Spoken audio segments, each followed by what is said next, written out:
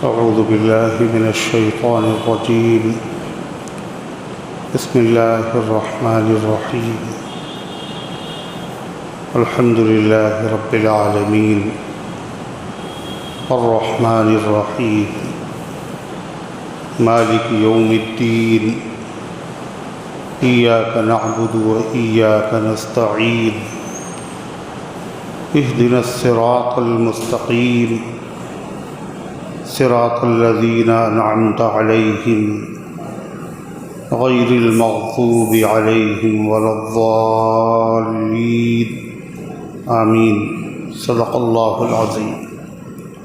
محترم حضرات، سامعین کرام، حاضرین مسجد، عزیزوں اور بزرگوں اور باوقار ماں اور بہنوں،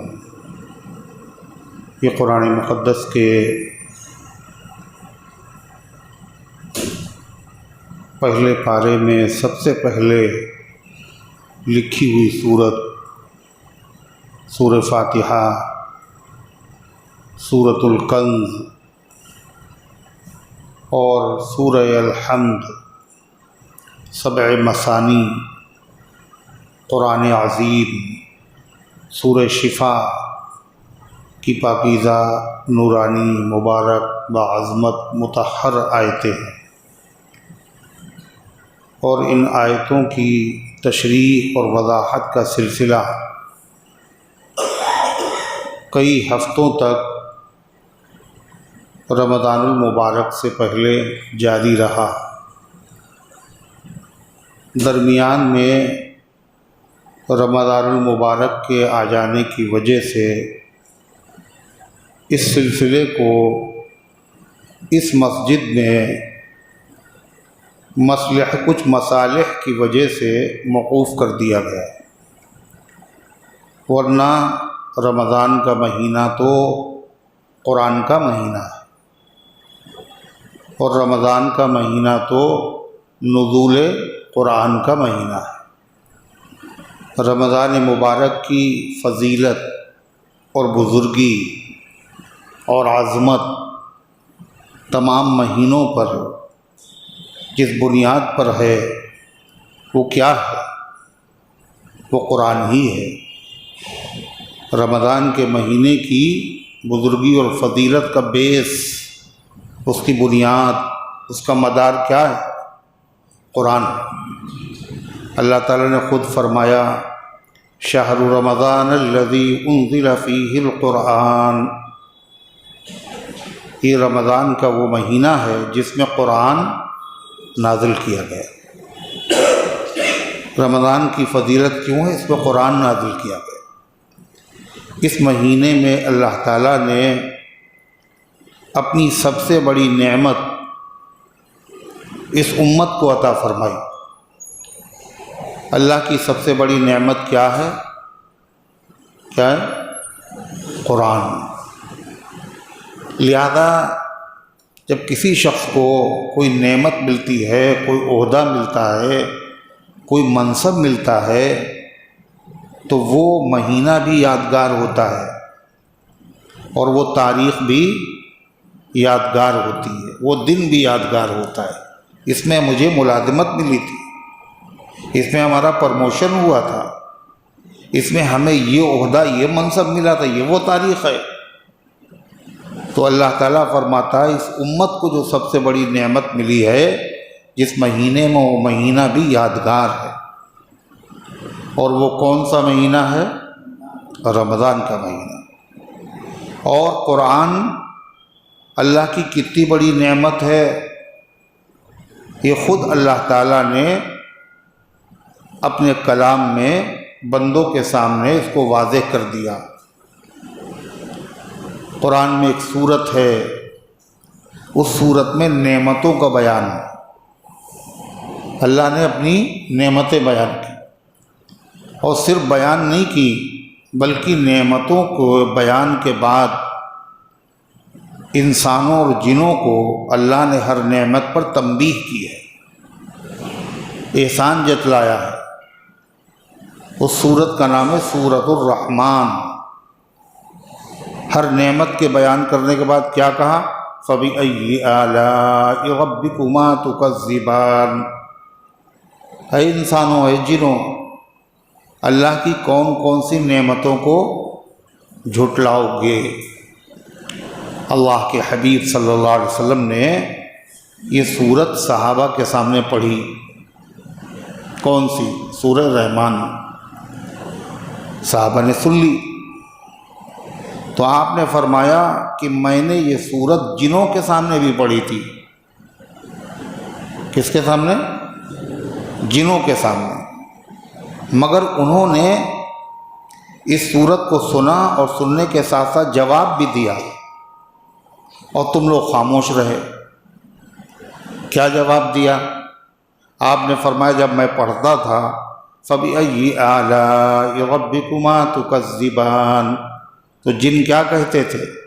لَا بِشَيْءٍ مِّن نِّعْمِكَ رَبَّنَا نُكَذِّبُ فَلَكَ الْحَمْدُ،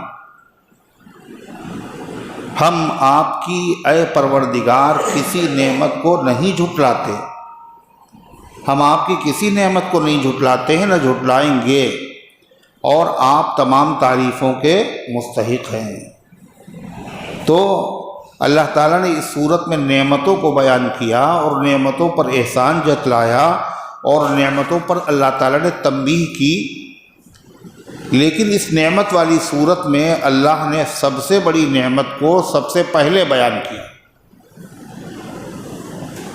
اس سورہ رحمان میں سب سے بڑی نعمت کو سب سے پہلے بیان کیا۔ کیا کہا اللہ تعالیٰ نے؟ الرحمن علم القرآن، رحمان وہ ہے جس نے قرآن سکھایا۔ سب سے پہلے بیان کر کے اللہ نے یہ بتایا کہ سب سے بڑی نعمت اس امت کے لیے کیا ہے؟ قرآن ہے، اور یہ بھی بتا دیا کہ اللہ تعالیٰ جس بندے پر مہربانی کرنا چاہتا ہے، رحمان رحم کرنا چاہتا ہے، تو اس کو کیا عطا کرتا ہے؟ قرآن کا علم۔ الرحمن، رحمان وہ ہے جس نے قرآن کی تعلیم دی، قرآن سکھایا۔ قرآن کا سیکھنا اور سکھانا یہ کیا ہے؟ اللہ کی مہربانی کی نشانی ہے، علامت ہے۔ اللہ قرآن سیکھنے والا بنائے، اللہ قرآن سکھانے والا بنائے، اس کا مطلب یہ ہے اللہ رحم کرنا چاہتا ہے اس بندے پہ، کرم کرنا چاہتا ہے۔ اس بندے کو اللہ تعالیٰ اپنی نعمتوں سے نوازنا چاہتا ہے، اس کی رحم کی نشانی ہے کیا؟ قرآن کی تعلیم۔ اور پھر کیا کہا؟ الرحمن علم القرآن خلق الانسان، پہلی نعمت کیا بیان کی؟ قرآن سکھایا۔ دوسری نعمت کیا بیان کی؟ خلق الانسان، انسان کو پیدا کیا۔ پیدا کرنا بھی تو نعمت ہے، اور قرآن سکھانا بھی نعمت ہے، لیکن نعمت پہلے کون سی ہے اور بعد میں کون سی، یہ بتائیے۔ پہلے پیدا ہوتا ہے یا پہلے قرآن سیکھتا ہے؟ کیا ہوتا ہے؟ پہلے پیدا ہونے کی نعمت پہلے حاصل ہوتی ہے، اور قرآن کی تعلیم کی نعمت بعد میں حاصل ہوتی ہے، مگر اللہ نے اس میں ترتیب بدل دی، اور پہلے پیدا ہونے کی نعمت کا ذکر بعد میں کیا، اور قرآن سکھانے کی نعمت کا ذکر پہلے کیا۔ پہلے کر کے خدا نے یہ بتایا انسان کو جو ہم نے پیدا کیا ہے، تو اس پیدا کرنے کا مقصد کیا ہے؟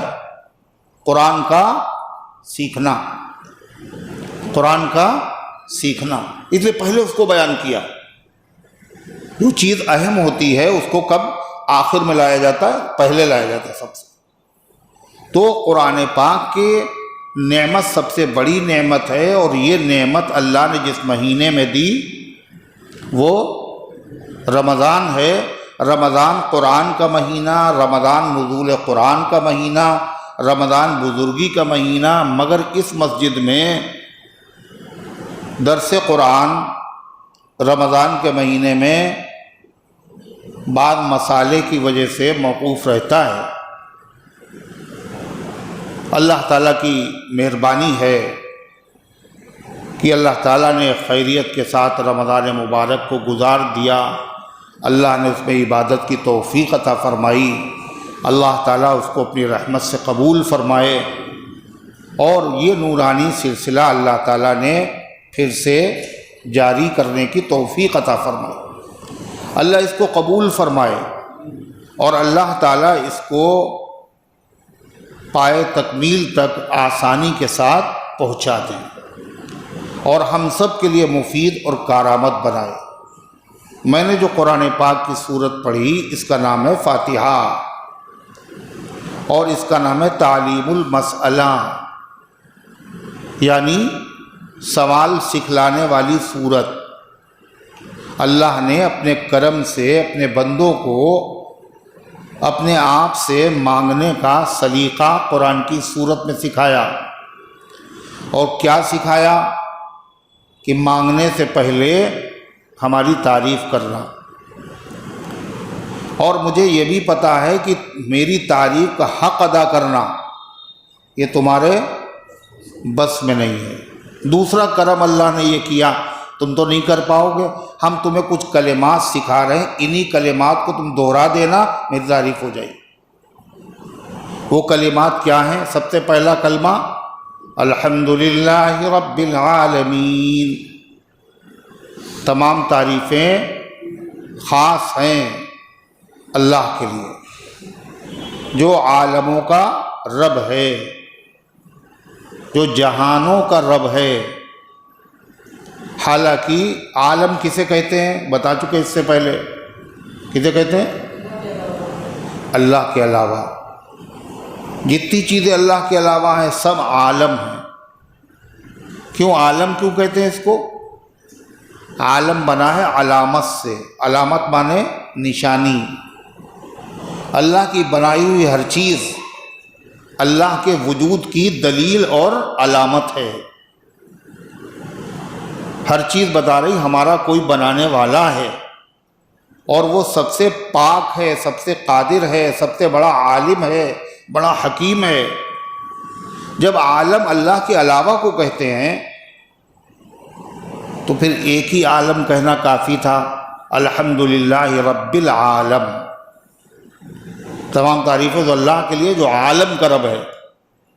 جب عالم کہتے ہی اللہ کے علاوہ کو تو سب کچھ تو اس میں آ گیا، نہیں آیا؟ آسمان بھی، زمین بھی، فرشتے بھی، انسان بھی، جن بھی، کل مخلوقات، چاند سورج ستارے، ہر چیز اس میں آ گئی۔ مگر اللہ نے یہ نہیں کہا، بلکہ کیا کہا؟ رب العالم، عالموں کا رب ہے۔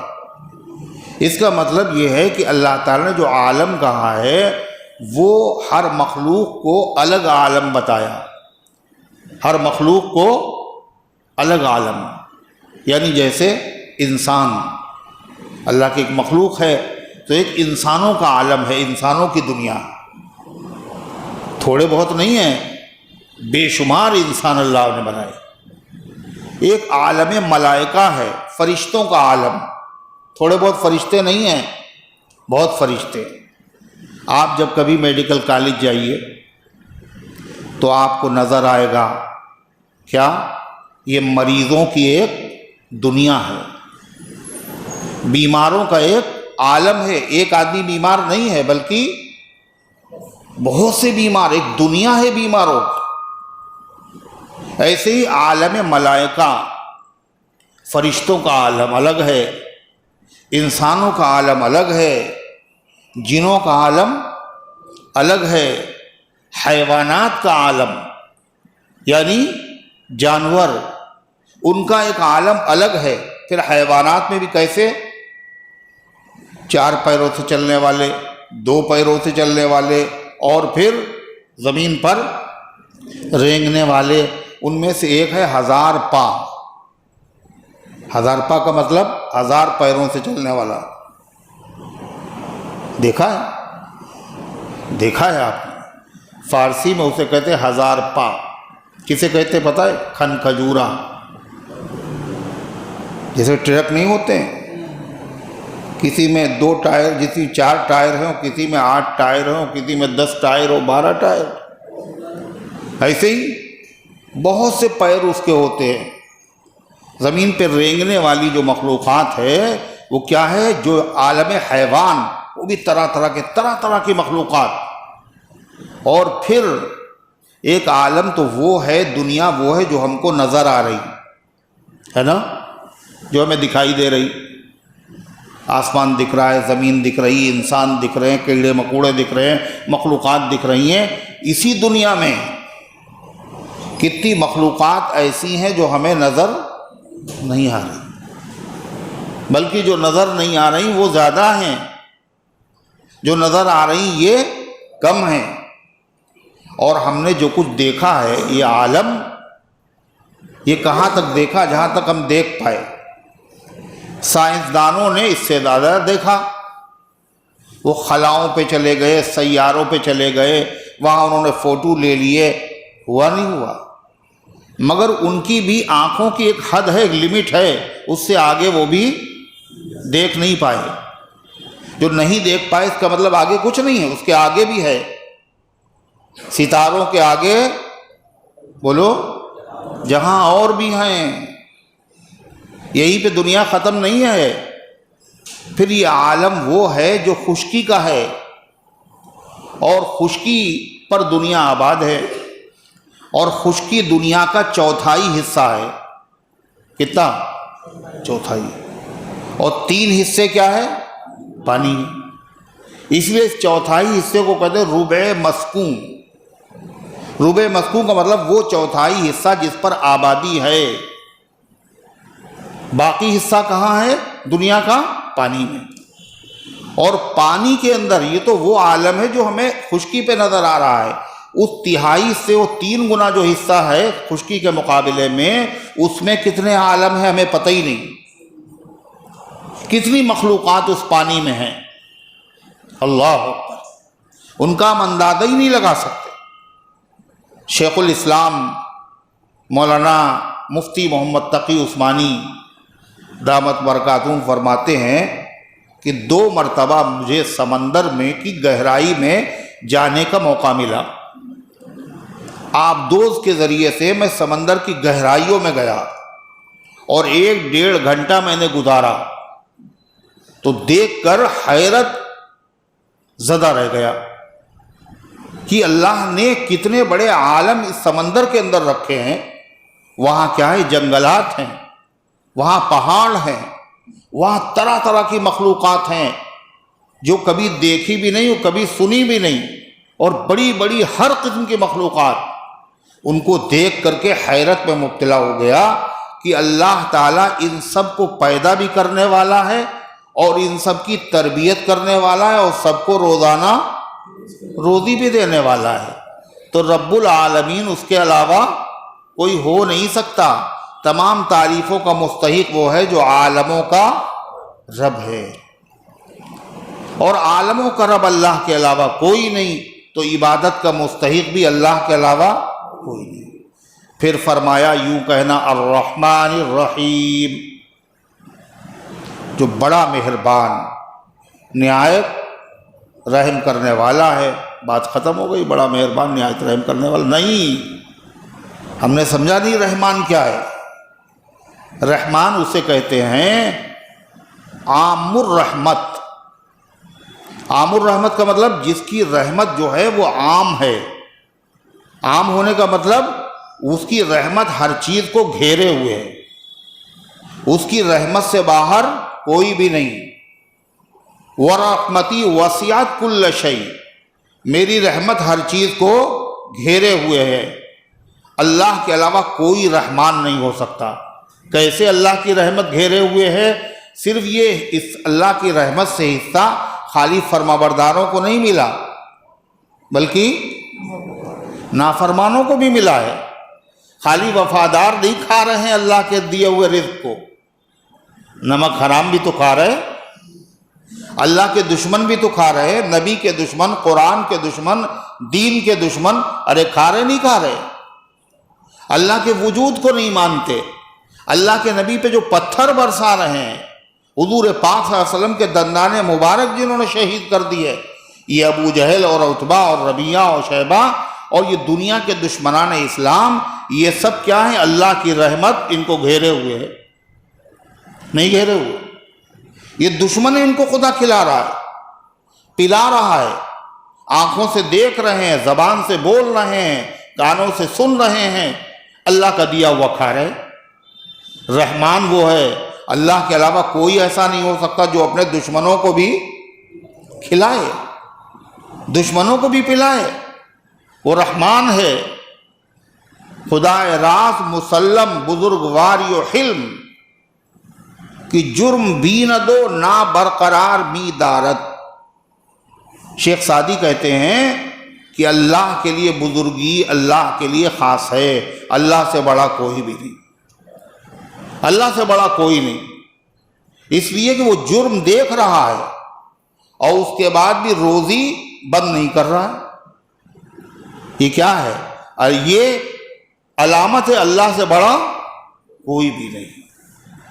ورنہ آدمی کو پتہ چل جائے اچھا یہ ہمارا مخالف ہے، کل سے اس کا پتہ صاف ہے نا، اور پھر ایک مرتبہ ہو، دو مرتبہ، زندگی بھر یہی کرتے رہے، جس شاخ پہ بیٹھے اسی کو کاٹ رہے ہیں، جو مالک کھلا اور پلا رہا اسی سے دشمنی، اس کے دین سے دشمنی، اس کے محبوب سے دشمنی، اور اس کے بعد بھی تیرا ہے۔ رحمان ہے وہ، الرحمن الرحیم، رحمان بھی اور رحیم بھی۔ رحمان کے معنی بھی رحم کرنے والا اور رحیم کے معنی بھی رحم کرنے والا، یہ دو لفظ لائے گئے، مگر دونوں میں فرق ہے۔ کیا فرق ہے؟ رحمان کے معنی ابھی کیا بتائے؟ عام الرحمت، جس کی رحمت سب پہ عام ہو، اس کی رحمت سے کوئی بچا ہوا نہیں، اس کی رحمت سے فیض سب کو مل رہا ہے، اس کے دسترخوان پہ سب کھا رہے ہیں، اپنے بھی، پرائے بھی، دوست بھی، دشمن بھی، انسان بھی، جن بھی، ہر مخلوق کو وہ پال رہا ہے، ہر مخلوق کی وہ پرورش کر رہا ہے۔ تو رحمان کہتے ہیں عام الرحمت، اور رحیم کسے کہتے ہیں؟ تام الرحمت۔ تام کے معنی مکمل، پوری۔ عام رحمت والا بھی وہی ہے، اور کامل الرحمت، تام الرحمت، پوری رحمت والا بھی وہی ہے۔ مطلب رحمان کا تعلق تو دنیا سے ہے، دنیا میں اللہ کی رحمت سے کوئی بچا ہوا نہیں ہے، سب فائدہ اٹھا رہے ہیں۔ لیکن رحیم کا تعلق دنیا سے نہیں ہے، کیسے ہے؟ آخرت سے ہے۔ آخرت میں جو اللہ تعالیٰ کا رحم ہوگا وہ عام نہیں ہوگا کہ مسلمان پہ بھی ہو، کافر پہ بھی ہو، باغی پہ بھی ہو، مرتد پہ بھی ہو، یہودی پہ بھی ہو، عیسائی پہ، ایسا نہیں ہے۔ وہاں کیا کہا جائے گا؟ وَامْتَازُوا الْيَوْمَ أَيُّهَا الْمُجْرِمُونَ، اے مجرموں آج الگ ہو جاؤ۔ دنیا میں ملے جلے رہتے تھے نا، ہوا سب کو مل رہی تھی، پانی سب کو مل رہا تھا، سورج کی شعاعیں سب کو مل رہی تھی، آسمان کے ستاروں سے سب کو فائدہ ہو رہا تھا، بہت دن ملے جلے رہے، آج الگ ہو جاؤ، آج رحمت کے تم مستحق نہیں ہو۔ تو وہ رحمت کس کے لیے خاص ہوگی؟ صرف ایمان والوں کے لیے۔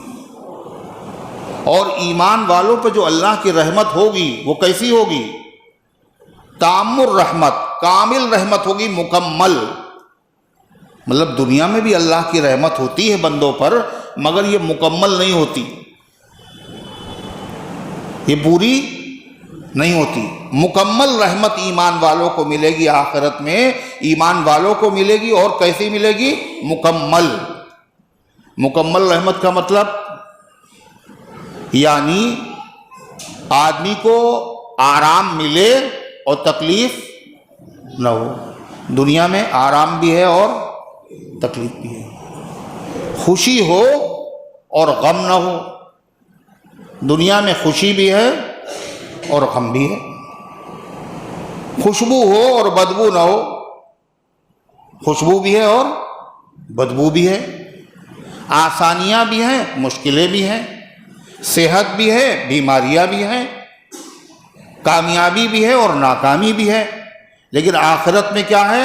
کامل رحمت اللہ کی، کوئی ناکام نہیں، کوئی بیمار نہیں، کوئی غم نہیں، کوئی پریشانی نہیں، کوئی تکلیف نہیں، کوئی دکھ نہیں، کسی چیز کا صدمہ نہیں، کسی چیز کا ٹینشن نہیں، کسی چیز کی فکر نہیں۔ تو کیا ہوگا؟ مکمل رحمت۔ اللہ رحمان بھی ہے اور رحیم بھی ہے۔ یہ دونوں صفتیں لا کر اللہ نے کیا بتایا ہے، سبق دیا ہے بندوں کہ دیکھو عام الرحمت بھی ہم ہیں اور تام الرحمت بھی ہم ہیں، لہذا میری رحمت سے فائدہ اٹھاؤ، خوب اٹھاؤ، خوب اٹھاؤ۔ غلطی ہو گئی تم سے، قصور ہو گیا، گناہ ہو گئے، کوئی بات نہیں ہے، ہماری رحمت عام ہے، معافی مانگ لو، توبہ کر لو، بعد آ جاؤ پھر سے، ہم تمہیں معاف کر دیں گے، ہماری رحمت سے فائدہ اٹھاؤ۔ دوسری چیز، اللہ کی ایک صفت غضب بھی ہے، جیسے اللہ رحمت کرتا ہے ایسے اللہ غضبناک بھی ہوتا ہے۔ وغضب اللہ علیہم، اللہ ان پر غضبناک ہوا۔ سورہ فاتحہ میں غضب کا ذکر نہیں ہے، کاہے کا ذکر ہے؟ کاہے ذکر ہے؟ رحمت کا ذکر ہے۔ اور ایک نام نہیں رحمت والا، دو نام ہے، رحمان اور رحیم۔ اللہ کہتا ہے صفت غضب بھی میری اور صفت رحمت بھی ہے، لیکن میری رحمت میرے غضب سے بڑھی ہوئی ہے، رحمت غضب سے بڑھی ہوئی ہے۔ تیسری چیز کیا ہے؟ ہم رحمان بھی ہیں، رحیم بھی ہیں، ہر چیز پہ قادر بھی ہیں، پھر بھی ہم بندوں کو کیا کرتے ہیں؟ معاف کر دیتے ہیں، رحم کرتے ہیں، معاف کر دیتے ہیں۔ طاقت ہونے کے باوجود، بدلہ لینے پر قدرت کے باوجود ہم معاف کر دیتے ہیں، ہم رحم کرتے ہیں۔ لہذا تم میرے بندے ہو، تم بھی کیا کیا کرو؟ لوگوں کو معاف کر دیا کرو، رحم کیا کرو، انسانوں پہ بھی رحم کیا کرو اور جانوروں پہ بھی رحم کیا کرو، بلکہ کیا کہا؟ ارحموا من فی الارض، ان پر رحم کرو جو زمین میں بستے ہیں۔ یرحمکم من فی السماء، تمہارے اوپر وہ رحم کرے گا جو آسمان والا۔ کرو مہربانی تم اہل زمین پر، خدا مہرباں ہوگا عرش بری پر۔ اگر تم بندوں پر رحم کرو گے تو اللہ قیامت کے دن تمہارے اوپر، اور رحم کون نہیں چاہتا اللہ کا؟ قیامت کے دن اللہ رحم کرے، کون نہیں چاہتا؟ سبھی چاہتے ہیں نا۔ تو کہا اس کا طریقہ یہ ہے، اللہ کے بندوں پہ رحم کیا کرو۔ اللہ کے بندوں پر رحم کرو گے تو اللہ تمہارے اوپر رحم کرے گا۔ جو آدمی جیسا کرے گا اس کو ویسے ہی بدلہ ملے گا۔ ایک حدیث میں آتا ہے کہ جو بندہ دوسروں کے لیے آسانی پیدا کرے گا، اللہ اس کے لیے آسانی پیدا کرے گا۔ اب اس میں سب کچھ آ گیا، کام ہوتے ہوتے رک جاتا ہے، کام پھنس جاتا ہے، اچھا بھلا ہو رہا تھا، ایک دم سے رکاوٹ پیش آ گئی۔ کیوں؟ اس لیے تم نے آسانی دوسرے کے ساتھ نہیں پیدا کی۔ دوسرے کے ساتھ آسانی پیدا کرو گے، اللہ تمہارے دنیا کے سارے کاموں کو آسان بنا دے گا۔ اور پھر اللہ کی رحمت تو بہت بڑی ہے، خالی دنیا نہیں، جب قبر میں جاؤ گے تو اللہ قبر میں بھی آسانی پیدا کرے گا۔ اور قبر یہ آخری منزل نہیں، پھر میدان محشر ہوگا، وہاں بھی اللہ تمہارے لیے آسانی پیدا کر دیں گے۔ جب قبر کی منزل آسان ہو گئی تو باقی ساری منزلیں آسان ہو جائیں گی۔ یہ کاہے کا بدلہ ہے؟ تم نے اللہ کے بندوں کے لیے آسانی پیدا کی تو اللہ تمہارے لیے۔ اللہ کے بندوں کو معاف کرو تو قیامت کے دن اللہ تمہیں معاف کرے۔ اور ہم سب چاہتے ہیں اللہ ہمیں معاف کر دے، چاہتے نہیں چاہتے؟ اس لیے اللہ کے بندوں کو معاف کرنا سیکھو۔ آج ہم میں سے کوئی کسی کو معاف کرنے کے لیے تیاری نہیں، سگا بھائی سگی بہن کو معاف کرنے کے لیے تیار نہیں، بھائی بھائی کو معاف کرنے کے لیے تیار نہیں۔ اللہ تعالیٰ نے قرآن پاک میں حضرت صدیق اکبر سے کہا، کس سے؟ صدیق اکبر سے کہا۔ ان کو غصہ آ گیا تھا اپنے ایک رشتہ دار کے اوپر، ان سے غلطی ہو گئی تھی، ان سے قصور ہو گیا تھا۔ حضرت صدیق اکبر کو بہت دل دکھا، ان کا غصہ آ گیا، انہوں نے قسم کھا لی ان کی مدد نہیں کریں گے۔ تو اللہ نے سفارش کی، جو بڑے لوگ ہیں ان کو یہ قسم نہیں کھانا چاہیے ہم مدد نہیں کریں گے غریب۔ پہلے تو یہ کہا، پھر اللہ تعالیٰ نے آگے کیا کہا؟ عجیب بات کہی، الا تحبون ان یغفر اللہ لکم، کہ تم یہ نہیں چاہتے کہ اللہ تمہیں بخش دے؟ کہ تم یہ نہیں چاہتے اللہ تمہیں بخش دے؟ اگر تم یہ چاہتے ہو کہ اللہ تمہیں بخش دے تو میرے اس بندے کو اگرچہ قصوروار ہے تم بخش دو۔ صدیق اکبر کہنے لگے میں نے بخش دیا، میں چاہتا ہوں کہ اللہ میرے اوپر رحم کرے۔ تو اللہ تعالیٰ نے فرمایا پھر یہ کہنا الرحمن الرحیم، اور پھر کیا کہنا؟ مالک یوم الدین، وہ بدلے کے دن کا مالک۔ یہ بھی اللہ کا رحم ہی ہے کہ وہ بدلے کے دن کا مالک ہے۔ بدلے دن کے مالک سے دو باتیں معلوم ہوئی، ایک تو کیا پتہ چلا کہ دنیا بدلے کی جگہ نہیں ہے، نہ یہاں نیکیوں کا بدلہ ملتا ہے، نہ یہاں برائیوں کی سزا ملتی ہے۔ لہذا نیکی کرنے کے بعد اگر ہم پریشان ہیں تو یہ نہ سوچیں ہماری نیکی قبول نہیں ہوئی، اس لیے کہ یہاں بدلہ کب کہا اللہ تعالیٰ نے دینے کو۔ یہ جو ظالم ہیں دندنا رہے ہیں، مظالم ڈھا رہے ہیں اور ان کو سزا نہیں مل رہی۔ آدمی کہہ رہا ہے کہ اللہ دیکھ رہا ہے، سزا بھی نہیں دے رہا ہے، ان کا کچھ ہو بھی نہیں رہا ہے، ان کا بال بھی نہیں بیکا ہو رہا ہے، یہ دھنس بھی نہیں رہے ہیں، ان پہ شعلے بھی نہیں برس رہے ہیں۔ تو اللہ کیا کہہ رہا ہے؟ مالک یوم الدین، وہ بدلے کے دن کا مالک ہے۔ دنیا بدلے کی جگہ تھوڑی ہے، نیکیوں کا بدلہ بھی وہاں ملے گا اور برائیوں کی سزا بھی وہیں ملے گی۔ کسی آدمی کو تکلیفوں میں مبتلا دیکھ کے یہ نہ سمجھنا اس نے کوئی بڑی غلطی کی ہوگی، جرم کیا ہوگا، اس کی سزا میں اللہ نے اس کو یہ بیماری دی ہے، یہ نہ سوچنا۔ کیوں؟ یہاں اللہ سزا تھوڑی دیتا، سزا تو وہاں ملتی ہے۔ بڑے بڑے اللہ والے لوگ، مقبول بندے طرح طرح کی بیماریوں میں مبتلا ہوئے۔ ایوب علیہ السلام کیسی سخت بیماری میں مبتلا رہے اور کتنے زمانے تک رہے؟ وہ تو معصوم ہے گناہوں سے، تو نبی ہیں۔ اسی طرح اگر کسی آدمی کے اوپر دھن برس رہا ہو اور دولت برس رہی ہو، چاہے جتنے آرام و راحت سے ہو، کبھی یہ نہ سمجھنا کہ اللہ کا مقبول بندہ ہے، محبوب بندہ ہے اور اللہ اس سے بہت خوش ہے جبھی اللہ تعالیٰ نے اس کو اتنا نوازا ہے۔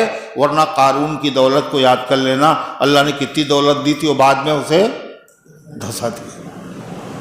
فرعون کو یاد کر لینا، حکومت دی تھی اور پھر ڈبو دیا۔ نمرود کو یاد کرنا، پوری دنیا پہ حکومت خدا نے دی تھی اور جوتے اسی دنیا میں خدا نے پڑوائے، اور کیسی موت مرا۔ تو مالک یوم الدین، وہ بدلے کے دن کا مالک ہے۔ ان تینوں صفات میں، تینوں کلمات میں اللہ تعالیٰ نے یہ بتایا، بندہ اگر غور کرے کہ زمانے تین ہیں، ایک گزشتہ، ایک موجودہ اور ایک آنے والا۔ ان تینوں آیتوں سے اللہ یہ بتا رہا، اے میرے بندے تو میرا محتاج تھا، محتاج ہے اور محتاج رہے گا۔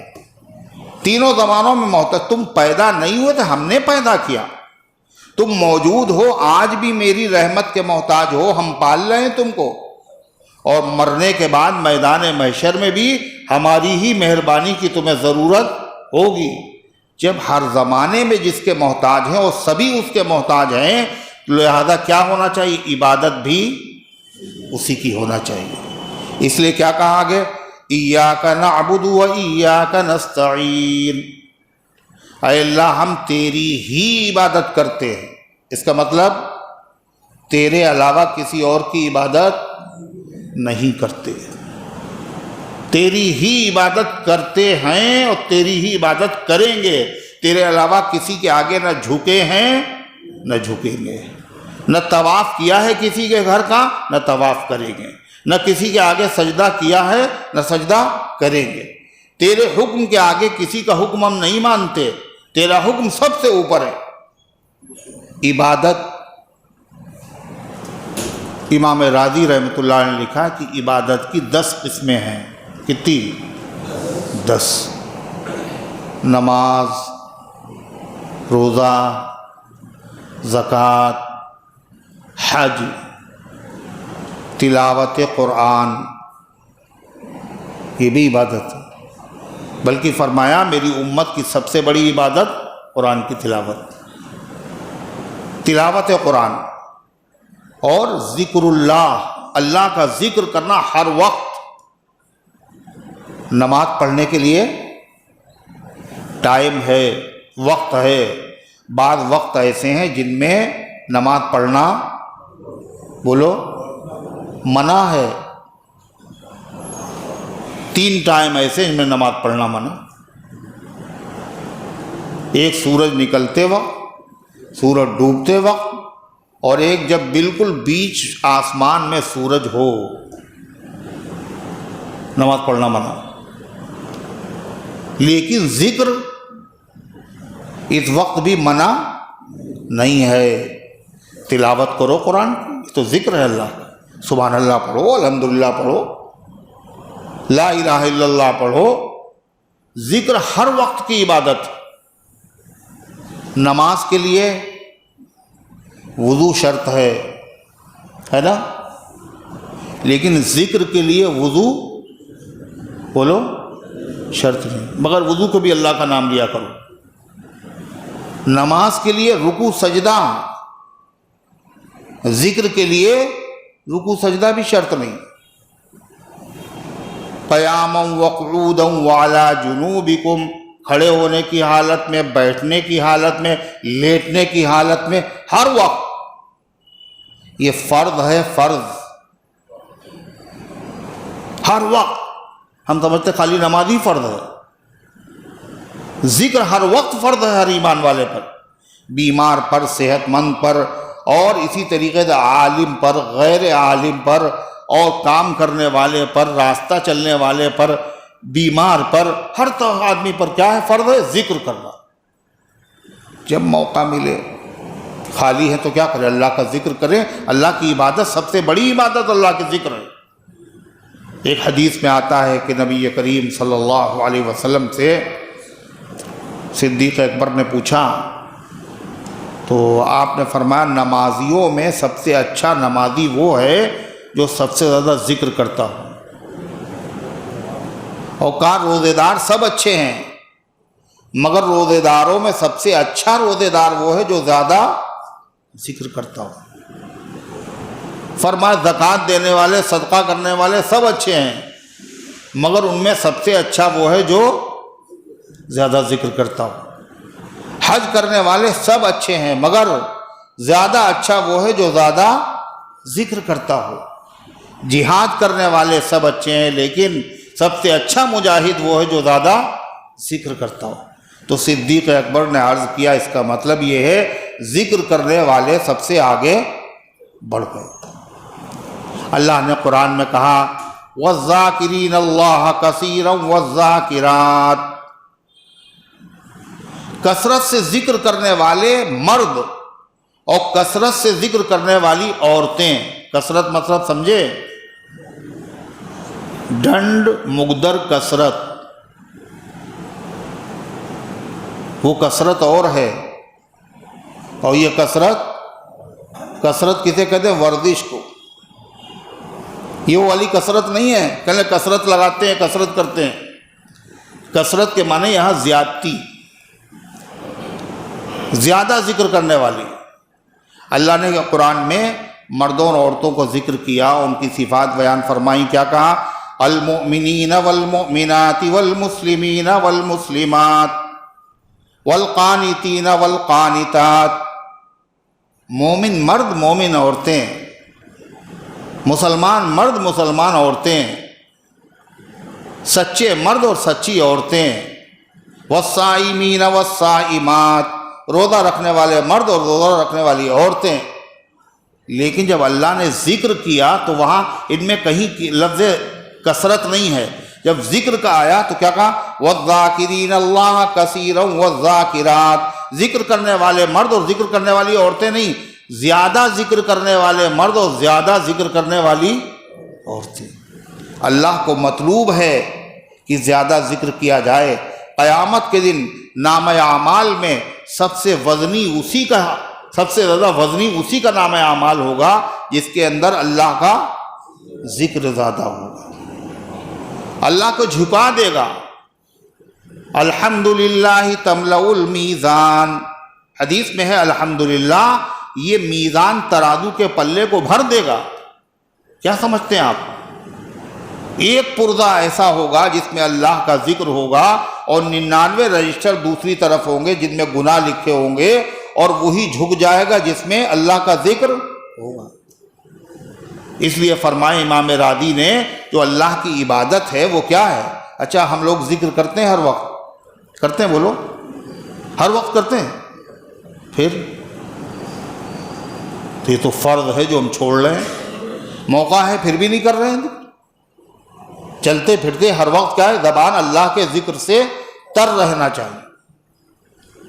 اللہ تعالی ہماری غفلتوں کو معاف فرمائے اور زیادہ سے زیادہ اللہ ذکر کرنے کی توفیق عطا فرمائے۔ اللہ نے کیا کہا؟ فَاذْكُرُونِي أَذْكُرُكُمْ، میرا ذکر کرو گے میں تمہارا ذکر کروں گا، اور نہیں ذکر کرو گے تو پھر اللہ بھی نہیں کرے گا۔ تو ہم لوگ کیا چاہتے ہیں؟ اللہ ہمارا ذکر کرے، فرشتوں میں کرے، تو کیا کرنا چاہیے؟ اللہ کا ذکر کرے۔ تو فرما نماز، روزہ، زکوٰۃ، حج اور کیا بتایا تھا؟ تلاوت، اور کیا بتایا تھا؟ ذکر۔ کئے ہوئی؟ 6 قسمیں۔ 7ویں قسم حلال روزی حاصل کرنا اور اس کی فکر کرنا، یہ بھی عبادت ہے اللہ کی۔ سبحان اللہ، کیسا مذہب ہے ہمارا، کیسا دین ہے۔ کاروبار تو ساری دنیا کرتی ہے، کافر، یہودی، عیسائی، مشرک، مجوسی سب کرتے ہیں، مگر فرمایا حلال روزی حاصل کرنے کی فکر کرنا، اس کی کوشش کرنا، یہ فرض ہے اور یہ عبادت ہے۔ فرض کا مطلب ضروری، اور عبادت کا مطلب اس پر ثواب بھی ملے گا۔ تو کئے ہو گئے؟ 7 ہو گئے۔ 8واں کیا ہے؟ 8واں یہ ہے پڑوسیوں کا حقوق ادا کرنا اور حقداروں کے حقوق ادا کرنا۔ یہ بہت بڑی عبادت ہے، اور ہم لوگ کیا سمجھتے ہیں؟ نماز، روزہ، زکوٰۃ، حج کر لو اور پڑوسی جائے بھاڑ چولہے میں، ہے نا؟ بیوی کا حق نہیں ادا کر رہے ہیں، اور حج پہ حج کیے جا رہے ہیں، عمرے پہ عمرے کیے جا رہے ہیں، مہر وہر کچھ نہیں دیا بیوی کا۔ تو یہ عبادت یہ بھی ہے، یہ سب سے بڑی عبادت تو یہی ہے، حقوق ادا کرنا۔ حضرت عمر رضی اللہ تعالیٰ عنہ کی عدالت میں ایک آدمی آیا اور اس نے گواہ کے طور پر اس کو پیش کیا، تو حضرت عمر رضی اللہ عنہ نے ایک صاحب سے پوچھا کہ یہ آدمی کیسا ہے جس کو گواہ میں لایا گیا؟ تو یہ بڑا اچھا آدمی ہے۔ تو حضرت عمر رضی اللہ عنہ نے اس سے پوچھا یہ تمہارا پڑوسی ہے کیا؟ یہ تمہارا پڑوسی ہے جو تم کہہ رہے ہو بہت اچھا آدمی ہے؟ تو اس نے کہا پڑوسی تو نہیں ہے۔ تو فرمایا کہ کبھی ان کے ساتھ سفر کیا ہے تم نے؟ تو کہا سفر بھی کبھی نہیں کیا۔ کہا کبھی ان کے ساتھ کوئی لین دین کیا ہے؟ کبھی کچھ معاملہ کیا ہے؟ کہ یہ بھی نہیں کیا۔ حضرت عمر نے کہا رضی اللہ عنہ اس کا مطلب یہ تم نے اس کو مسجد میں سر جھکاتے اور سر اٹھاتے دیکھا ہے، بس مسجد میں تم نے صرف اس کو نماز پڑھتے ہوئے دیکھا اور کہہ دیا یہ اچھا آدمی ہے، حالانکہ اچھا آدمی وہ نہیں ہے، اچھا آدمی وہ ہے جو حقوق ادا کرتا ہو سب۔ تو نماز اللہ کا حق ہے، مگر بندوں کے حق تو بہت زیادہ بڑے ہیں۔ اللہ اپنے حق معاف بھی کر دے گا، مگر بندے جب تک معاف نہ کریں گے اللہ ان کے حق تو نہیں معاف کرے گا۔ تو فرمایا حقداروں کے حقوق ادا کرنا، اور حقوق ادا تو بعد میں کریں گے، پہلے معلوم بھی ہونا چاہیے کہ کس آدمی کا کیا حق ہے۔ یہی نہیں پتہ، یہی نہیں پتہ۔ آپ کو حیرت ہوگی، یہ بھی شریعت ہے، شریعت کا مسئلہ ہے، مگر پتہ ہی نہیں۔ اگر کوئی آدمی اپنا مکان بیچے، اپنی زمین بیچے، تو فرمایا کہ 3 طرح کے لوگ ہیں، سب سے پہلے ان کو خریدنے کا حق ہے، ان کو اطلاع دے۔ ایک تو جو پارٹنر ہے، سب سے پہلے مستحق ہوئے۔ پارٹنر نہیں ہے لیکن پڑوسی ہے، مسلمان بھی ہے، رشتہ دار بھی ہے، تو اس کا حق ہے۔ اگر وہ بھی نہیں ہے تو پڑوسی ہے چاہے غیر مسلم کیوں نہ ہو، اسی کو بتاؤ ہم یہ بیچنا چاہتے تمہیں خریدنا ہے، وہ کہتے نہیں خریدیں پھر کسی اور کے ہاتھ بیچو۔ یہ حق ہے، اس کو کہتے شفا، کیا کہتے ہیں اس کو؟ حق شفا۔ سنا ہے کبھی؟ معلوم ہے؟ جب معلوم نہیں تو دے گا کوئی کیا؟ حق شفا ہے یہ، اور ایسا حق ہے اگر آدمی نے بغیر بتائے ہوئے بیچ لیا، اسلامی عدالت اگر ہے اس میں مقدمہ دائر کر کے اس سودے کو کینسل کر دیا جائے گا اور اتنی ہی قیمت پر اس کو دلایا جائے گا۔ پڑوسیوں کا حق اسلام میں کتنا ہے؟ حضور پاک صلی اللہ علیہ وسلم کے پاس ایک صحابی کہتے ہیں کہ صاحب آئے اور بہت دیر تک بات کرتے رہے حضور سے، بہت دیر تک بات کرتے رہے، اور اس کے بعد وہ چلے گئے۔ تو صحابی کہنے لگے اللہ کے رسول یہ کون سا آپ تھے جو بہت دیر تک بات کرتے رہے؟ آپ نے فرمایا تم نے دیکھا تھا؟ کہا ہاں۔ کہا یہ جبریل تھے جو انسانی شکل میں آئے تھے، بہت دیر تک اللہ کے نبی سے بات کرتے رہے، اور آپ نے فرمایا پتہ ہے مجھ سے کیا کہہ رہے تھے؟ پڑوسی کا خیال رکھو۔ اتنی وصیت، اتنی تاکید کی، اتنی تاکید کی، مجھے ایسا لگا کہ اب کی مرتبہ جب جبریل آئیں گے تو یہ آرڈر لے کے آئیں گے کہ پڑوسی کا جائیداد میں وراثت میں حق ہے، اتنے حقوق۔ اور خالی ہم لوگ نماز روزہ کر رہے ہیں اور اپنے گھر کا کوڑا پڑوسی کے دروازے پہ آرام سے ڈال لیں، کوئی مسئلہ نہیں ہے۔ اپنی گاڑی ہے دوسرے کے دروازے پہ کھڑی ہوئی، نکلے گا کیسے؟ کوئی مسئلہ ہی نہیں ہے۔ تقویٰ، تسبیح، تہجد سب اپنی جگہ کے اوپر ہے۔ یہ جو اذیت پہنچا رہے ہیں آپ، یہ کیا ہے؟ یہ عبادت ہے۔ ایاک نعبد، ہم تیری ہی عبادت کرتے ہیں، اور عبادت کی 10 قسمیں ہیں۔ ان 10 قسموں میں سے ایک قسم کیا ہے؟ پڑوسیوں کو حقوق ادا کرنا، اور جتنے حقدار ہیں، رشتہ دار ہو یا غیر رشتہ دار، اساتذہ، ماں باپ، ان سب کے حقوق ادا کرنا، یہ کیا؟ یہ عبادت ہے۔ یہ عبادت کیسے ہوئی؟ اللہ کا حکم ماننا عبادت ہے۔ اللہ نے حکم دیا ذوی القربا، رشتہ داروں کے ساتھ اچھا سلوک کرو، والصاحب بالجنب، اور جو بغل میں تھوڑی دیر تمہارے بیٹھ گیا پہلو میں، اس کی بھی رعایت کرو، یہ تمہارا پڑوسی ہے۔ ایک تو مستقل پڑوسی ہے، ایک تھوڑی دیر جو تمہارے ساتھ بیٹھ گیا سفر میں، ایک سیٹ کے اوپر 2 لوگ بیٹھ گئے، پلین ہے، ٹرین ہے، بس ہے، یہ بھی تمہارا پڑوسی ہے تھوڑی دیر، اس کا بھی حق ہے، ستاؤ نہیں اس کو۔ تو فرمایا حقوق ادا کرنا۔ کہے ہوئی کس میں؟ 8، ابھی سنیں گے سب۔ پھر 9 کیا ہے؟ کہ بھلی بات جو تمہیں معلوم ہے یہ دوسرے آدمی کو بتا دینا، اور بری بات جو وہ کر رہا ہے اور انجانے میں کر رہا اس کو نہیں پتا ہے تو اس کو روک دینا، یہ بھی عبادت ہے، اور بہت بڑی عبادت ہے۔ کہ ہم سے کیا مطلب، ہم اپنی قبر میں جائیں گے، اپنی قبر میں جائیں گے؟ کہ یہی تو اس دین میں ہے نہیں ہے کہ خود غرضی نہیں سکھائی گئی، اپنا فائدہ سوچو اور دوسرا آدمی جہنم میں جائے تو چلا جائے، یہ نہیں۔ کنتم خیر امت اخرجت للناس، تم بہترین امت ہو، لوگوں کو فائدہ پہنچانے کے لیے تمہیں پیدا کیا گیا ہے، بھلی باتوں کا حکم دیتے ہو اور بری باتوں سے روکتے ہو۔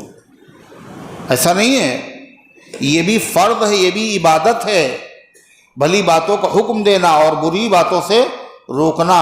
اور حدیث میں آتا ہے کہ جب برائیاں ہوں اور لوگ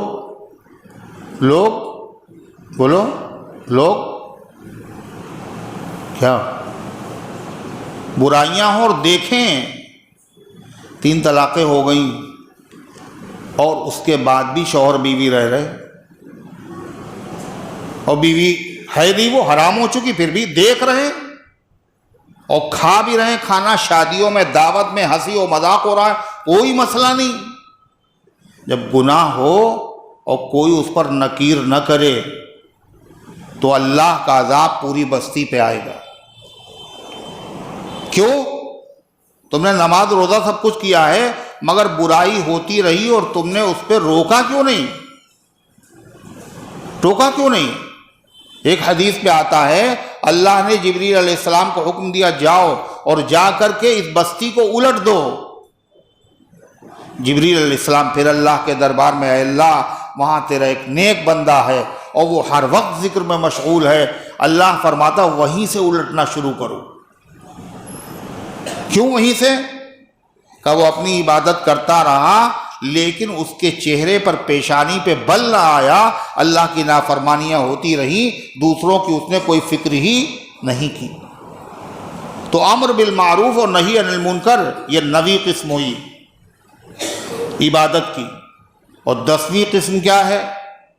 اتباع سنت، اللہ کے رسول صلی اللہ علیہ وسلم کی سنتوں کو معلوم کرنا اور پھر ان پر عمل کرنا، یہ 10ویں سنت ہے۔ کتنی ہو گئیں؟ 10۔ ہر آدمی سے اگر سنا جائے تو کتنے لوگ سبق سنائیں گے؟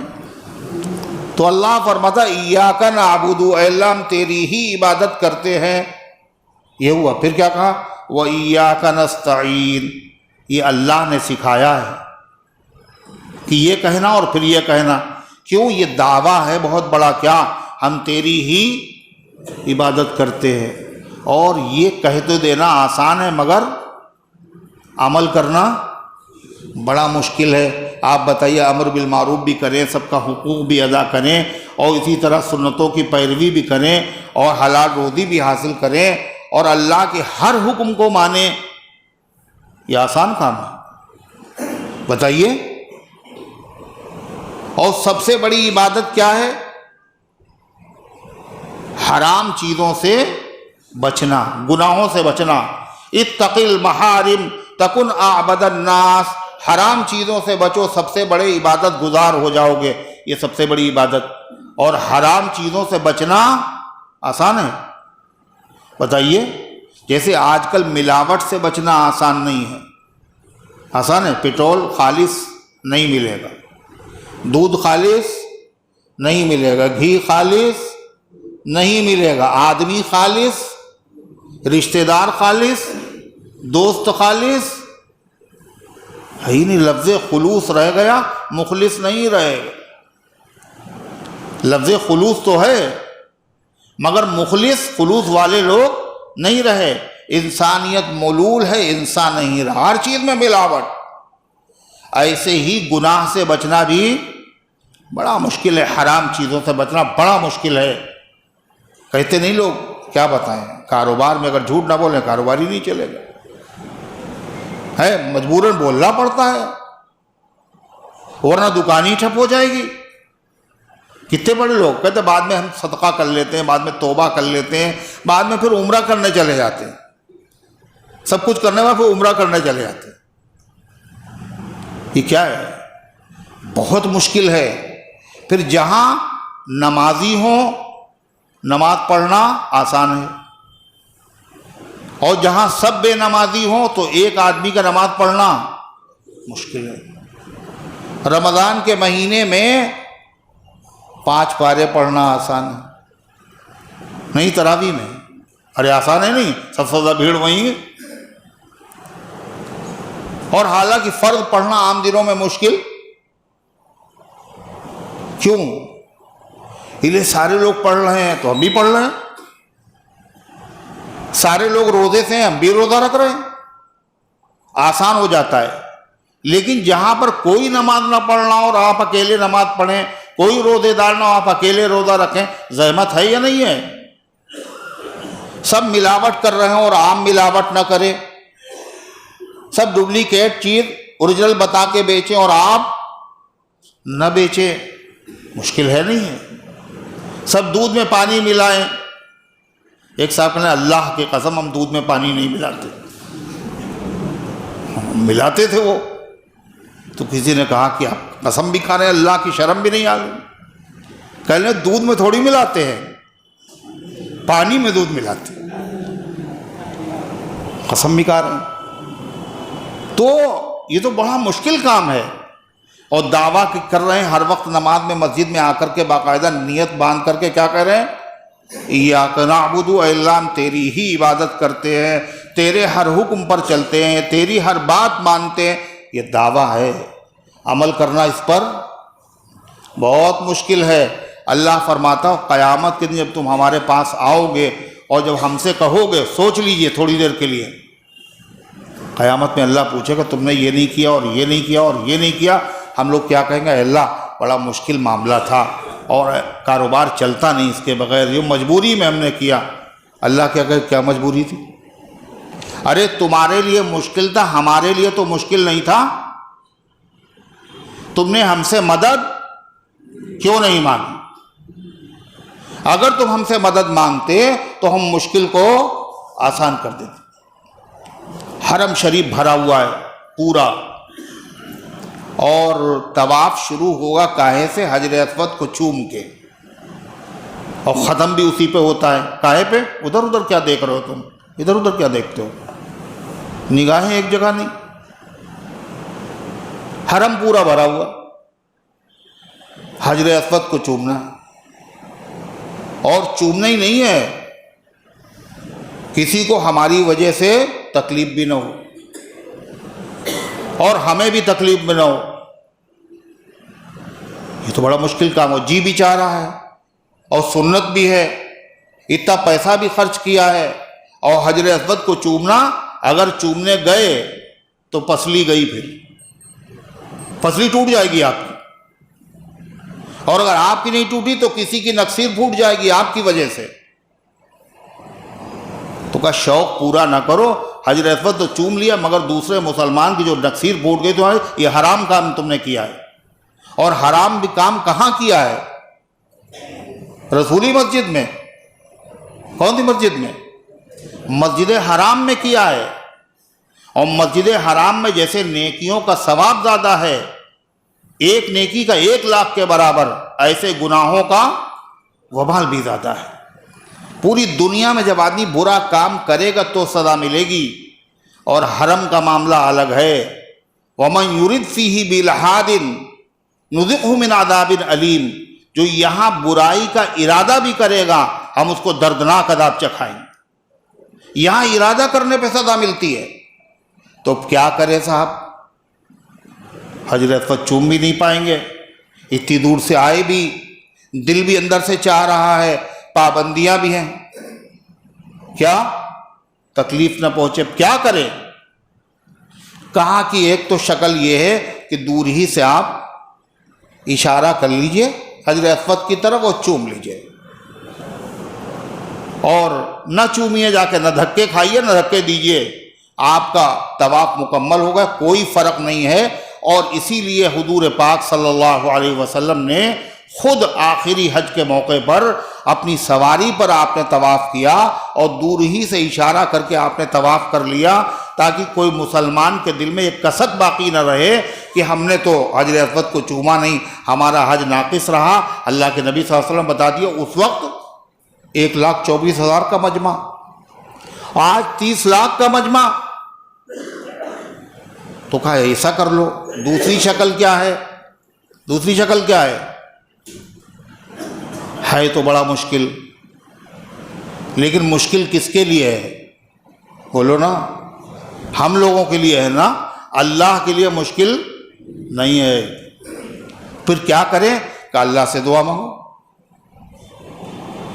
اللہ سے دعا مانگو. اور یہ حرم ہے، یہ کعبہ ہے، یہ بیت اللہ ہے، یہاں دعا مانگو وہ فوراً دعا قبول ہوگی. ایک صاحب کہنے لگے بڑی تمنا تھی کہ حجر اسود کو چومیں، اور ساتھ ساتھ یہ مسئلہ بھی معلوم تھا اپنے آپ کو بھی تکلیف نہ پہنچے اور دوسرے کو بھی تکلیف نہ پہنچے، اور اشارے پہ میں اکتفا نہیں کرنا چاہتا تھا. تو کہا میں نے 2 رکعت نماز پڑھی اور اللہ سے دعا کی، اے اللہ حجر اسود چومنا مشکل معلوم ہو رہا ہے، اے اللہ آسان فرما دیے. کل اس کے بعد جب میں گیا لائن میں لگا، ایک ریلا ایسا آیا زبردست کہ اس ریلے نے مجھے پھینک دیا حجر اسود کے اوپر، سب سے آگے میں پہنچ گیا اور چوم کے جلدی سے ہٹ گیا. یہ کیا ہے؟ اللہ کی مدد. اللہ فرماتا ایاک نعبد و ایاک نستعین، اے اللہ ہم تیری ہی عبادت کرتے ہیں اور تجھ ہی سے مدد مانگتے. کیا مطلب؟ یہ تم نے کہہ دیا تیری عبادت کرتے ہیں، یہ خالی زبانی دعویٰ تمہارا رکھا رہ جائے گا، نبی بھی نہیں کر سکتا، تم کیا ہو؟ اس لیے فوراً اللہ نے سکھا دیا کیا؟ وَإِيَّاكَ نَسْتَعِينُ، اللہ ہم تجھی سے مدد چاہتے ہیں. اگر آپ چاہیں گے تو پھر کیا ہوگا؟ ہم عبادت کر لیں گے، گناہ سے بچ جائیں گے، اے اللہ حق بھی ادا کر لیں گے، سنت کے مطابق زندگی بھی گزار لیں گے. اے اللہ ہمارے لیے مشکل ہے، آپ کے لیے مشکل نہیں ہے. وَإِيَّاكَ نَسْتَعِينُ کا مطلب اے اللہ ہم تجھی سے مدد چاہتے ہیں اور تیرے علاوہ کسی سے مدد نہیں چاہتے. اور آپ نے کہا کہ ذرا گلاس میں پانی دینا، گلاس میں پانی ذرا دینا، پانی پلانا، یہ کیا ہے؟ کیا ہی ہے؟ ارے یہ مدد نہیں ہے. آپ گئے ڈاکٹر کے پاس، او کا بخار ہے، تو ڈاکٹر کی مدد لی نہیں لی آپ نے. آپ کو فرنیچر بنوانا ہے، کارپینٹر سے آپ نے کہا یہ کیا ہے؟ مدد لی نہیں لیا. اور آپ وکیل کے پاس گئے، مقدمہ لڑ رہے ہیں آپ، یہ کیا ہے؟ مدد لی نہیں لی. اور آپ تو نماز میں کہہ رہے تھے وَإِيَّاكَ نَسْتَعِينُ، ہم تجھ ہی سے مدد چاہتے ہیں، تیرے علاوہ کسی سے مدد. تو یہ کیا مطلب ہے؟ یہ تو اس کے خلاف ہو گیا. کہ یہ مطلب نہیں ہے. دنیا کو اللہ نے دارالاسباب بنایا، یہاں ہر کام اسباب کے ذریعے سے ہوتا ہے. ہر آدمی دوسرے کی مدد کرتا تب کام بنتا ہے. مزدور یہ مدد کر رہا ہے، مالک پیسے والا مزدور کی مدد کر رہا ہے، معمار وکیل سب ایک دوسرے کی مدد کر رہے ہیں. یہ اسباب ہیں، اور اسباب اختیار کرنے کا حکم کس نے دیا؟ اللہ نے دیا ہے. یہ وہ مدد نہیں ہے جو حرام و ناجائز ہے، یہ وہ مدد ہے جو جائز ہے. کیا کہا؟ علاج کرو، اللہ کا حکم ہے. اب ڈاکٹر کے پاس آپ گئے تو ڈاکٹر سے جو مدد لی ہے یہ کیسے لی ہے؟ اللہ کا حکم ہے.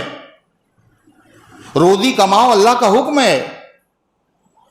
اسباب اختیار کرنا یہ کیا ہے؟ یہ اس آیت کے خلاف نہیں ہے، لیکن اسباب اختیار کرنے کے بعد بھروسہ اس پہ رکھنا یہ کیا ہے؟ یہی شرک ہے، اور وہی یہی ایاک نعبد و ایاک نستعین کے خلاف. دوسری چیز، کسی بزرگ کے پاس گئے اور ان بزرگ سے یہ کہا آپ نے کہ آپ اللہ سے دعا کر دیجئے میرا یہ کام ہو جائے. آپ نے بزرگ کی مدد لی نہیں لی. یہ بھی ظاہری سبب ہے. یہ اللہ کے مقبول بندے، محبوب بندے ہیں، ہم بھی اللہ سے مانگتے ہیں، یہ بھی اللہ ہی سے تو مانگ رہے ہیں. ان سے ہم نے کہہ دیا آپ مانگ دیجئے، یہ بھی حرام و ناجائز نہیں ہے. اسی کو کہتے ہیں وسیلہ اختیار کرنا. یہ جائز ہے، یہ مستحسن ہے، مستحب ہے. پھر وہ کون سی مدد ہے جو غیر اللہ سے حرام؟ غیر اللہ سے مدد حاصل کرنا کون سی ہے جو حرام و ناجائز و شرک ہے؟ کہا کہ جتنے غیر مسلم ہیں اور جتنے غیر ایمان والے ہیں یہ غیر اللہ سے مدد لیتے ہیں. لیتے نہیں لیتے؟ مگر اس کے باوجود ان سب کا عقیدہ کیا ہے معلوم؟ کہ اصلی مدد کرنے والا کون ہے؟ اوپر والا ہے. ان کا بھی یہی عقیدہ. جو 360 بتوں کی پوجا کرتے تھے ان سے جب کہا جاتا تھا تو کیا کہتے تھے؟ ما نعبدہم الا لیقربونا الی اللہ زلفا. ان کی عبادت ہم اس لیے کرتے ہیں یہ اللہ کے ہمیں قریب کر دیں. یعنی سب سے بڑا وہ کس کو مانتے تھے؟ اللہ ہی کو مانتے تھے. پھر غیر اللہ سے مدد لینا حرام ہے. اس کا مطلب کیا ہے؟ وہ مطلب سمجھنے کی ضرورت ہے. وہ کیا مطلب ہے؟ کہ روزی دینے والا ہے تو اللہ، اور کام بنانے والا اللہ، اولاد دینے والا اللہ، عزت دینے والا اللہ، ذلت دینے والا اللہ. یہ کام تو سب اللہ کے ہیں، مگر اللہ تعالیٰ نے یہ کچھ اختیارات بعض بزرگوں کو دے دیے. کہ تم بھی بگڑی بنا سکتے ہو اور مردوں کو جلا سکتے ہو، روزی دے سکتے ہو اور اولاد دے سکتے ہو. بعض لوگ یہی سوچتے ہیں کہ اللہ تعالیٰ نے کچھ اختیارات جبریل کو دے دیے ہیں، کچھ میکائیل کو دے دیے ہیں، لہذا ان کو وہ یہ سمجھ کر ان سے مدد مانگنا یہ شرک ہے. کیا ہے یہی شرک ہے, یہی حرام ہے. اللہ تبارک و تعالیٰ نے یہ بزرگ ہیں, یہ سب اللہ سے مانگتے کرنے والی ذات اللہ کی ہے, کسی کے قبضے میں کچھ نہیں. اور غلطی کہاں سے ہوتی ہے, دھوکہ آدمی کہاں سے کھاتا ہے؟ کرامت دیکھ کر. کیا دیکھ کے؟ کرامت. کیا دیکھی کرامت؟ انہوں نے کہا کہ مٹی اٹھائی اور پیشاب کر دیا, اور جب پیشاب پہنچا تو وہ سونا بن گیا. پیشاب کیا اور پیشاب جب مٹی کے ڈھیلوں سے لگا تو وہ ڈھیلے کیا بن گئے؟ سونا بن گئے. کہنا یہ بہت پہنچے ہوئے ہیں, یہ سب کچھ کر سکتے ہے نا, یہ سب کچھ کر سکتے ہیں. حالانکہ کرامت جو بزرگوں سے صادر ہوتی ہے وہ کرامت بزرگوں کے اختیار میں نہیں ہوتی, وہ ان کے بس میں نہیں ہوتی. جب چاہے کرامت دکھا دیں, جب چاہے کرامت دکھا دیں. کسی بزرگ کو یہ حق حاصل نہیں ہے. اللہ جب چاہتا ہے تو بزرگ کے ہاتھ سے کرامت ظاہر ہوتی ہے. حقیقت میں وہ کرنے والا کیا بزرگ نہیں ہوتے, کرنے والا کون ہوتا ہے؟ اللہ ہوتا ہے, اور بزرگوں کے ہاتھ سے ظاہر ہوتی, اس لیے اسے کرامت کہتے ہیں. ایسے معجزہ, عیسیٰ علیہ السلام کا معجزہ کیا تھا؟ مردوں کو زندہ کرنا. مٹی کی چڑیا بنائی اور پھونک ماری اور اڑ گئی. قرآن میں ذکر ہے, ماں کے پیٹ سے اندھا پیدا ہوا اور ہاتھ پھیر دیا, آنکھوں میں روشنی پیدا ہو گئی. کوڑھا ہے, کوڑھی ہے, جسم پہ سفید داغ ہیں, ہاتھ پھیرا اور جسم اچھا ہو گیا اس کا. تو عیسائیوں نے یہی سمجھ لیا کہ زندہ کرنا, موت دینا تو اللہ کا کام ہے, اور عیسیٰ علیہ السلام بھی دیکھیے زندہ کرتے ہیں, اس لیے اس کا مطلب یہ پاور ان کو بھی حاصل ہے, یہ خدا ہے, یہ خدا کے بیٹے ہیں, یہ خدائی کے حصے دار ہیں. دھوکہ یہاں سے ہوتا ہے. حالانکہ کوئی کتنا ہی بڑا پیغمبر ہو اور کتنا ہی بڑا ولی ہو, جو کرامت ہے وہ ولی کے اختیار میں نہیں ہوتی, اور معجزہ جو ہے وہ نبی کے اختیار میں نہیں ہوتا. نبی جب چاہے معجزہ دکھائے ایسا نہیں, اور ولی جب چاہے کرامت دکھائے ایسا نہیں ہے, بلکہ اللہ کی جب مرضی ہوتی ہے تو ہوتا ہے. مکے کے مشرکین نے سب سے بڑے پیغمبر محمد رسول اللہ صلی اللہ علیہ وسلم سے درخواست کی, اگر صفا پہاڑ کو آپ سونے کا بنا دیں ہم کلمہ پڑھ لیں گے. آپ کے پاس سونے کا محل ہو تو ہم کلمہ پڑھ لیں گے. یہ کام بہت معمولی تھے. صفا پہاڑ سونے کا بن سکتا تھا, لیکن اللہ کے نبی چاہتے تھے کہ کلمہ پڑھ لیں, مگر اللہ کو منظور نہیں تھا, اس لیے وہ کلمہ وہ جو ہے سونے کا پہاڑ نہیں ہوا. اور اللہ تعالیٰ نے خود قرآن پاک میں فرمایا, جب آدمی قرآن سے جڑ جاتا ہے تو گمراہیوں سے بچ جاتا ہے.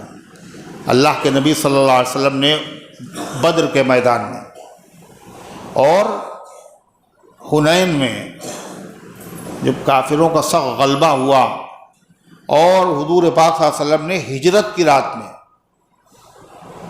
سارے لوگ گھیرے ہوئے چاروں طرف سے تلواریں ہاتھ میں لیے ہوئے, حضور پاک صلی اللہ علیہ وسلم گھر سے نکلے, ایک مٹھی مٹی اٹھائی آپ نے اور یوں پھینکی, اور ہر دشمن کے سر پہ تھی مٹی. گھر چاروں طرف ہوتا ہے, چار سمتیں ہوتی ہیں, اتر دکن پورب پچھم. ایک طرف مٹی پھینکی جائے گی, ایک ہی طرف کے لوگوں کی آنکھوں میں سر پہ پڑے گی نا, چاروں طرف لوگ ہر ایک کے سر پہ پڑ جانا, یہ کیا ہے؟ یہ معجزہ ہے. بدر کے میدان میں آپ نے مٹھی پھینکی, ایک مٹھی مٹی پھینکی, اور وہ ہر دشمن کی آنکھ کے اندر پہنچ گئی. اللہ تعالیٰ نے قرآن میں کیا بتایا پتہ ہے؟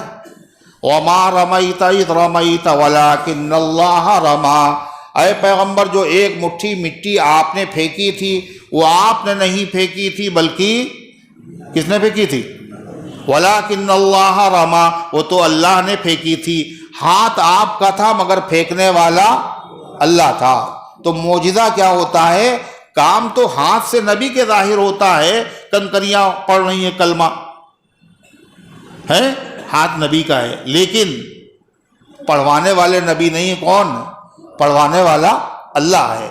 اسی چیز کو جن لوگوں نے نہیں سمجھا وہ بدعقیدگی میں مبتلا ہو گئے، گمراہی میں مبتلا ہو گئے، تو اللہ تعالیٰ فرماتا ہے ایاک نعبد و ایاک نستعین، اے اللہ ہم تیری ہی عبادت کرتے ہیں۔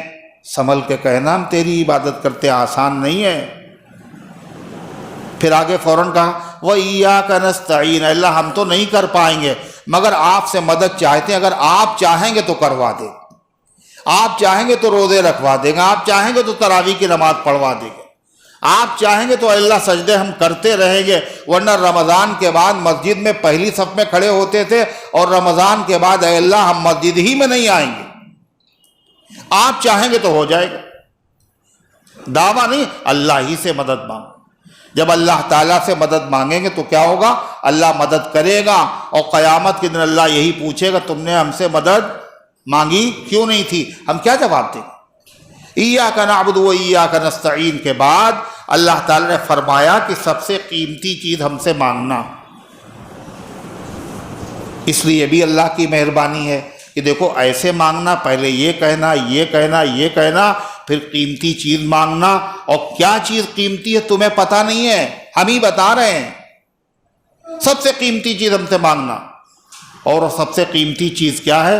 اہدنا الصراط المستقیم، اے اللہ ہمیں سیدھا راستہ دکھا دیجئے، سیدھے راستے پہ چلا دیجئے۔ نبی بھی یہی مانگے گا، ولی بھی یہی مانگے گا، جو سیدھا راستہ دکھانے دنیا میں آئے ہیں، وہ بھی جب نماز پڑھیں گے تو کیا کہیں گے؟ اہدنا الصراط المستقیم، اے اللہ ہمیں سیدھا راستہ دکھا دیجئے، سیدھے راستے پر ہمیں چلائیے، سیدھے راستے پر ہمیں قائم رکھیے۔ سیدھا راستہ ہے کیا؟ کسی آدمی سے کہیے آپ جس دین پر ہیں وہ دین گڑبڑ ہے، وہ کہے گا آپ کا دین خود ہی گڑبڑ ہے، یہ 72 جو فرقے 73 ہے آپ ٹھیک نہیں کریں، آپ خود ہی نہیں ٹھیک ہیں، ہم ٹھیک ہیں، سیدھے راستے پہ ہم ہیں، وہ غلط ہیں۔ ہر فرقہ دعوے دار ہے ہم صحیح ہیں، دوسرا غلط ہے۔ پھر صحیح کیا ہے؟ کہ یہ سب ہو نہیں پائے گا تم سے، تم غلط کو صحیح سمجھو گے، اور قیامت کے دن تمہاری آنکھ کھلے گی۔ 72 کے 72 جہنم میں، صرف ایک طبقہ جنت میں، اور سب ایمان والے۔ یہ جو 72 ہوں گے یہ ایمان والے ہوں گے، غیر ایمان والے کوئی نہیں ہے ان میں قادیانی نہیں ہیں۔ کیوں؟ قادیانی ایمان والے ہی نہیں۔ ان میں رافضی نہیں ہیں، شیعہ ایمان والے کہاں ہیں؟